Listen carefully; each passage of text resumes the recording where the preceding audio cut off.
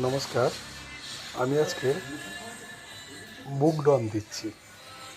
ভোরে যদি দাও ডন, কাজে পাবে ভালো মন।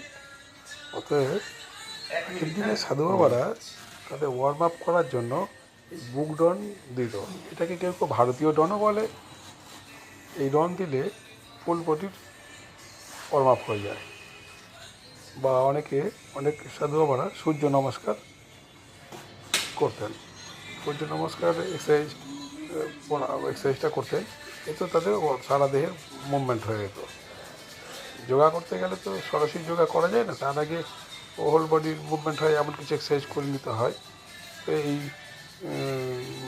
ইন্ডিয়ান ডনও আমাদের অনেকটা চেস্টের উপকার করে, ট্রাইসেপ তৈরি হয়, ভালো বুকের গঠন হয়, ওজন লস করতে হেল্প করে। এবং আমরা এটা সবাই করতে পারি। নমস্কার, সবাই ভালো থাকবেন।